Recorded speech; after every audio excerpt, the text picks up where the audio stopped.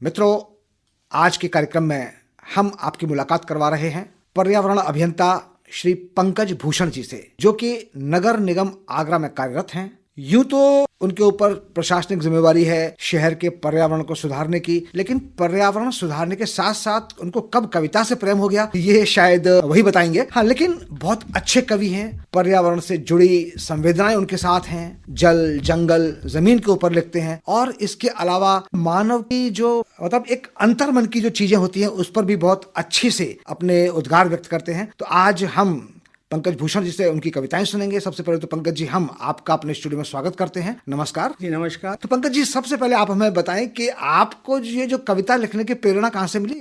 देखिए, साहित्य के तरफ मेरा रुझान पहले से था जी। जब मैंने इंजीनियरिंग में प्रवेश किया 1985 में जी। तो साहित्य क्योंकि मैं पढ़ता था तो कहीं ना कहीं अंदर से कुछ चीज़ें निकलती थी कि क्या किया जाए जी। और कुछ मन में भाव उत्पन्न होते थे, तो उन्हीं भावों को मैंने कागज़ पर नोट किया, उसके बाद फिर उनको लिपिबद्ध किया। जी। तो धीरे धीरे लिखने का मेरा शौक बढ़ गया। अचानक अभी भी यही है कि जो मन में भाव आते हैं उनको मैं कहीं नोट कर लेता हूँ, चाहे मोबाइल के माध्यम से चाहे कागज पर। ये भाव हैं जो उभर रहे हैं। बाकी इस तरह का कोई मेरा प्रोफेशन नहीं है कविता लिखना। हाँ, ये भावों की अभिव्यक्ति है। लेकिन मैंने आपकी कविताएं पढ़ी, देखी, मुझे बहुत अच्छा लगा। आपने पर्यावरण से जुड़ी बहुत अच्छी कविताएं लिखी हैं। नदी के ऊपर है, जंगल के ऊपर है, बरसात के ऊपर है। तो हम चाहेंगे आप हमारे श्रोताओं को अपनी कविताओं से रूबरू कराएं। ये बिल्कुल। मैं सबसे पहले सभी जो हमारे सुनने वाले श्रोता हैं उनको अपना नमस्कार प्रस्तुत करता हूँ। मैं क्योंकि पर्यावरण से जुड़ा हूँ, जी, पर्यावरण क्षेत्र से जुड़ा हूँ और स्पेशली पर्यावरण प्रदूषण के ऊपर काम कर रहा हूँ। तो हम देख सकते हैं कि आजकल हमारी जो नदियाँ हैं वो प्रदूषण से अधिक जो है ग्रसित हो रही हैं। जी। लोग हम उसमें कूड़ा कचरा डालते हैं, अपने सीवर का पानी उसमें छोड़ा जा रहा है, जिससे उनकी जो लाइफ है वो मर रही है, जिंदगी उनकी मर रही है। आपने इसी पीड़ा को व्यक्त किया है। तो इसी पीड़ा को मैंने अपनी कविता में व्यक्त किया है, जी, जिसका नाम है मेरी नदी की आत्मकथा। स्वागत। नदी निर्मल अविरल, जीवनदायिनी मोक्षदायिनी, निरंतर लगातार, जी, देती स्वच्छ जल, पहाड़ों से निकल ध्वनित कल कल, निश्चल सरल, नदी निर्मल अविरल। क्या बात है, नदी निर्मल अविरल। ये उसका शुरुआत का रूप है, जी, जब वो हमारी पहाड़ों से निकलती है। जी हाँ। मार्ग अपना स्वयं बनाती, चट्टानों से भी टकराती, टेढ़े मेढ़े संकरे चौड़े रस्तों से जाती गुजर, इसके ही कारण लहराएं खेतों में फसल, नदी निर्मल अविरल।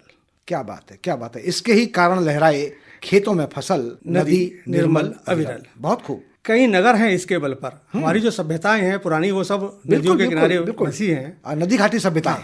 कई नगर हैं इसके बल पर, निर्भर रहते इसके जल पर, बीच नगर से है यह बहती, पर किसी से कुछ ना कहती, पर किसी से कुछ ना कहती। बीच नगर से है यह बहती, पर किसी से कुछ ना कहती, चाहे इसमें तुम डालो कूड़ा कचरा मल केमिकल, नदी निर्मल अविरल। बस यही विडंबना है, हम लोग नहीं सोचते हैं और लगातार नदियों को प्रदूषित कर रहे हैं। जी हाँ। आगे इसी में लिखा है कि हम सब इसको दूषित करते, हम सब इसको दूषित करते, सांसों में इसकी जहर है भरते, हमने रूप भी इसका बदल डाला, अब नदी बन गई देखो नाला। हम सब के कारण ही यह मर रही है पल पल पल। क्या बात है, क्या बात, निर्मल अविरल।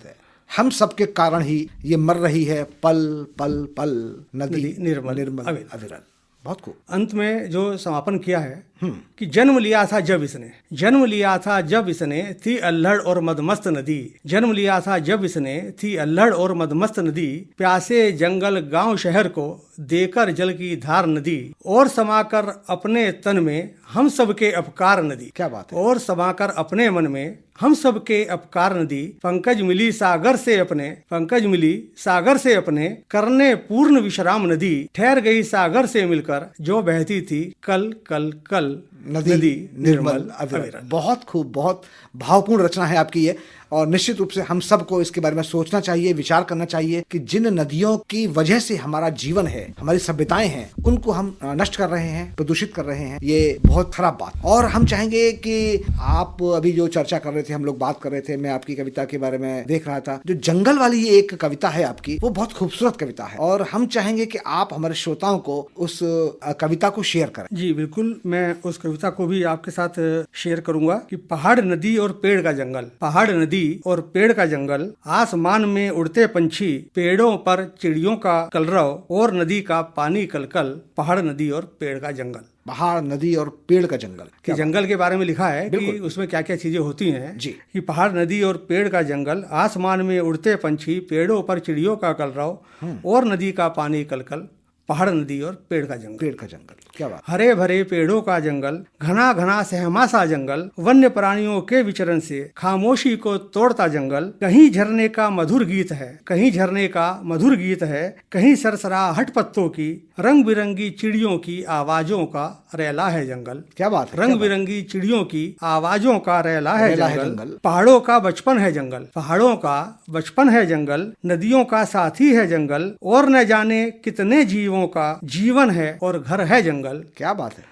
पहाड़ नदी और पेड़ का जंगल। पेड़ का जंगल। अब एक समय आता है जंगल में जब बारिश होती है, उसका लिखा है कि मेघों से अमृत रस पाकर, मेघों से अमृत रस पाकर महक महक जाता है जंगल, और कभी बासंती रूप में चहक चहक जाता है जंगल। क्या बात है, क्या बात है। भीनी भीनी खिली धूप से जब तम का अंत होता है, भीनी भीनी खिली धूप से जब तम का अंत होता है, सूरज की किरणों को पाकर जंगल जीवंत हो जाता है। दुर्लभ जड़ी बूटियों का घर है, दुर्लभ जड़ी बूटियों का घर है, और न जाने क्या क्या जंगल, मैं जंगल का, जंगल मेरा, हम सबका है प्यारा जंगल। आखिरी में जो चीजें वास्तविकता है उसको मैंने किया है कि जंगल के कटने से जीवन, जंगल के कटने से जीवन कम हो जाएगा, जंगल के कटने से जीवन कम हो जाएगा। पेड़ लगाएं, जंगल बढ़ाएं तो जीवन सुगम हो जाएगा, जीवन सुगम हो जाएगा। निश्चित रूप से आजकल प्रदूषण की इतनी भयावह है स्थिति, तो हम सबको अपने जीवन काल में पेड़ जरूर लगाने चाहिए, और मैं समझता हूँ आपकी कविता का यही उद्देश्य है। ये कोई बहुत मुश्किल काम नहीं, हम कम से कम इसके लिए कोशिश तो कर ही सकते हैं। मैंने कोशिश के ऊपर भी लिखा है कि हम सब जो करते हैं कार्य को, अगर हम कोशिश करें तो वो कभी व्यर्थ नहीं जाती। मुझे लगता है कि आप शायद इस विषय पर कोई कविता भी सुनाना चाहते हैं। जी हाँ, मैं वही सुनाना चाहता हूँ। कोशिश कर तू हल निकलेगा, आज नहीं तो कल निकलेगा, मेहनत नहीं व्यर्थ है जाती, मेहनत नहीं व्यर्थ है जाती, रख धैर्य, मेहनत नहीं व्यर्थ है जाती, रख धैर्य, मरुस्थल से भी जल निकलेगा, कोशिश कर तू हल निकलेगा, आज नहीं तो कल निकलेगा। बहुत खूब, बहुत खूब। और आपने सुना होगा कि बिहार में एक व्यक्ति था जिसने चट्टानों काट के अपना रास्ता बनाया था, दशरथ मांझी। जी हाँ, मांझी जी। जी। तो उनका भी मैंने इसमें थोड़ा सा लिया है कि चट्टानों से टकराने का रख हौसला, चट्टानों से टकराने का रख हौसला, मार्ग स्वयं ही बन जाएगा। चट्टानों से टकराने का रख हौसला, मार्ग स्वयं ही बन जाएगा।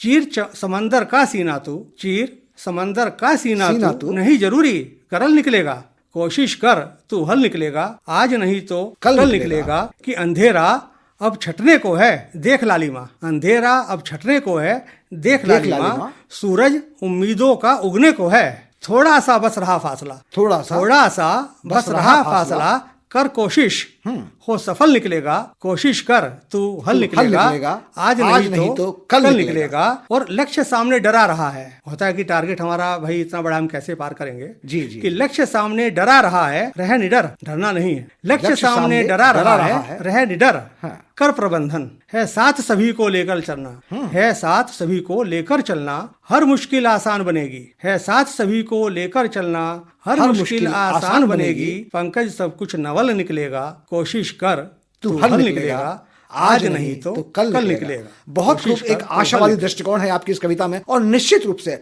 कोशिश करने वालों की कभी हार नहीं होती। मैं समझता हूँ कि आपकी इस कविता का यही उद्देश्य है, लगातार हम कोशिश करें, चलते रहें, और हमारी कोशिश जरूर कामयाब होगी अगर हम ईमानदारी से प्रयास करेंगे अपनी कोशिशों के लिए। और आप हमारे श्रोताओं को और भी कुछ सुनाना चाहते हैं? जी बिल्कुल, मैं सुनाना चाहता हूँ। एक श्रृंगार की भी कविताएं हैं, कुछ आदमी के जीवन से जुड़ी हुई कविताएं हैं। स्वागत। तो मैं सुनाना चाहता हूँ। स्वागत स्वागत। कि उनसे आंखें चार हुई, उनसे आंखें चार हुई और रोजा इफ्तार हुआ, उनसे आंखें चार हुई और रोजा इफ्तार हुआ, हफ्ता हफ्ता होले होले हमको उनसे प्यार हुआ। क्या बात है, क्या बात है, हफ्ता होले होले हमको उनसे प्यार हुआ। और रात अमावस की काली थी, रात अमावस की काली थी, चारों ओर अंधेरा था। रात अमावस की काली थी, चारों ओर अंधेरा था। और शबे पूर्णिमा चांद खिला है, शबे पूर्णिमा चांद खिला है, मुद्दत बाद दीदार हुआ, मुद्दत बाद दीदार हुआ। रफ्ता रफ्ता होले होले हमको उनसे प्यार हुआ। क्या बात। और नई उमंगे नई रोशनी, नई उमंगे नई नई रोशनी मिल गई बुझते चिरागों को, उनका मेरे घर में आना, उनका मेरे घर में आना एक उत्तम संस्कार हुआ। क्या बात है। रफ्ता रफ्ता होले होले हमको उनसे प्यार हुआ। नई सी खुशबू भर गई घर में पंकज उनके आने से, नई सी खुशबू भर गई घर में पंकज उनके आने से, मेरी प्रिया मिल गई मुझको, हर सपना साकार हुआ। रफ्ता रफ्ता होले होले हमको उनसे प्यार हुआ। चलिए, आप तो बड़ा अच्छा हर विषय पर आपकी लेखनी चलती है। अभी हम लोग चर्चा कर रहे थे तो आपने बताया था कि कोरोना के काल में भी आपने कुछ कविताएं लिखी थी, काफी सराही गई उनको। हम चाहेंगे कि आप हमारे श्रोताओं को वो कविता या उससे जुड़ी कोई कविता हमारे जी मैं सुनाता हूँ कि कोरोना काल में जो हमारे सभी लोग किसी भी विभाग के हों, उन्होंने अपना जो कार्य किया है बड़ी तन्मयता से किया है, उसी के ऊपर मैंने एक कविता लिखी थी कि शांत चौराहे सूनी गलियां, शांत चौराहे सूनी गलियां और सड़कें भी हैं खामोश, शांत चौराहे सूनी गलियां और सड़कें भी हैं खामोश, आन पड़ी है विपदा भारी नहीं है खोना अपना होश, आन पड़ी है विपदा भारी नहीं है खोना अपना होश, जंग लड़नी है घर में रहकर इस कोरोना दानव से, जंग लड़नी है घर में रहकर इस कोरोना दानव से, जिंदा है हम शहर है जिंदा, जिंदा है हम शहर है जिंदा और जिंदा है अपना जोश, शांत चौराहे सूनी गलियां और सड़कें भी हैं खामोश। जो लोगों पे बीती है थोड़ा सा उसका मैंने जिक्र किया है कि रोज कमाकर खाना खाकर, रोज कमाकर खाना खाकर करते थे जीवन यापन, रोज कमाकर खाना खाकर करते थे जीवन यापन, काम काज सब बंद पड़ा है खत्म हुआ घर में राशन, काम काज सब बंद पड़ा है खत्म हुआ है घर में राशन, भूखा ना हो कोई पड़ोसी, भूखा ना हो कोई पड़ोसी, हम सब की जिम्मेदारी अपनी दो रोटी में ही है उसकी भी हिस्सेदारी। क्या बात है, क्या बात है, बहुत खूब बहुत खूब। भूखा ना हो कोई पड़ोसी हम सब की जिम्मेदारी अपनी दो रोटी में ही है अब उसकी हिस्सेदारी, नर्स चिकित्सक कर रहे हैं, नर्स चिकित्सक कर रहे हैं श्वासों में वायु संचार, कर्म पथ पर अपने चलकर रोगों का करते उपचार, घर से कोई बाहर निकलकर, घर से कोई बाहर निकलकर खराब ना कर पाए माहौल, पुलिस विभाग चौकन्ना होकर निभा रहा है अपना रोल, तन मन धन से लगे हुए हैं, तन मन धन से लगे हुए हैं नगर निगम के कर्मचारी, तन मन धन से लगे हुए हैं नगर निगम के कर्मचारी, चाक चौबंद है साफ सफाई, चाक चौबंद है साफ सफाई हो रही है सेवादारी। क्या बात। सामुदायिक किचन चलाकर, हम लोगों ने सामुदायिक किचन चलाई थी, लोगों को भोजन दिया था, जो बाहर से लोग आ रहे थे उनको भी दिया था, पैकेट्स बांटे गए थे। बिल्कुल। तो सामुदायिक किचन चलाकर परोस रहे हैं सबको भोजन, सामुदायिक किचन चलाकर परोस रहे हैं सबको भोजन, भूखा ना हो कोई व्यक्ति होता रहे सबका पोषण, अपनी जान की चिंता ना कर, अपनी जान की चिंता ना कर बचा रहे औरों की जान, सेवा के ऐसे भक्तों को मेरा बार बार प्रणाम, मेरा बारंबार प्रणाम, मेरा बारंबार प्रणाम। निश्चित रूप से उस कोरोना के काल में सब लोगों ने सहयोग किया आपस में एक दूसरे का और इस विपत्ति से निजात पाई, और अभी भी हम सबको सावधान रहना है, कोरोना की विभीषिका को दोबारा नहीं आने देना है। हम उम्मीद करते हैं कि आपका जो तारतम्य है कविता का वो लगातार जारी रहेगा, और अब हम आपसे विदा लेना चाहेंगे। जी बहुत बहुत धन्यवाद जी। जो श्रोता हैं, मैं चाहूँगा और उम्मीद करूँगा कि मेरी कविताएं उनको पसंद आएंगी, और जब भी आप मौका देंगे मैं फिर से उपस्थित होऊंगा अपनी कविताओं के साथ। धन्यवाद। नमस्कार।